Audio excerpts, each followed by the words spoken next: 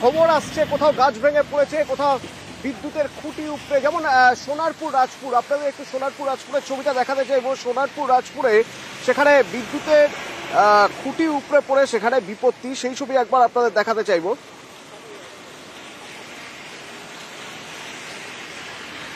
বিদ্যুতের তারে গাছ পড়ে গিয়েছিল এবং যদিও দ্রুত গাছ সরানোর কাজ করছে পুরসভা এবং পাম্পিং স্টেশনে অবশ্য জেনারেটরের ব্যবস্থাও রয়েছে। সেখান থেকে অর্পণ রয়েছেন আমার প্রতিনিধি, আমি একটু অর্পণের সঙ্গে সরাসরি কথা বলে জানার চেষ্টা করবো। অর্পণ, কি অবস্থা ওখানে এখন?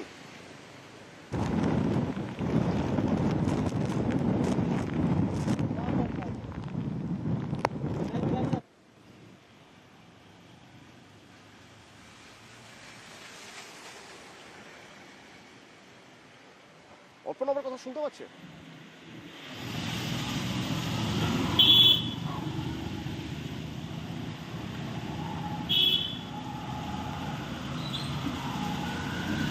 আচ্ছা, রাজপুর সোনারপুরের চেয়ারম্যান তিনি কি বলছেন একবার শুনবো। আমরা আমাদের যেটা জরুরি বিপর্যয় মোকাবিলার যে টিম আছে তাদেরকে কাল সন্ধ্যা থেকেই বিভিন্ন জায়গায় তাদেরকে পাঠাচ্ছি। রাস্তা পরিষ্কারও করা হয়েছে, পাওয়ার কাট করা হয়েছে, তো সারা জায়গাতেই কিছু কিছু জায়গায় 5:30টার পরে ইলেকট্রিসিটি এসছে, কিন্তু ম্যাক্সিমাম জায়গাতেই আসেনি। কাজও চলছে, ইলেকট্রিক দপ্তরও কাজ করছে। যদি দীর্ঘক্ষণ ইলেকট্রিসিটি না আসে, 2-3টে করে পাম্প একসঙ্গে ওই ডিজি সেট দিয়ে চালিয়ে 1 ঘন্টা করে এক একটা এরিয়ায় জল, যাতে পানীয় জল সাপ্লাই করা যায়, সেটারও ব্যবস্থা করছি।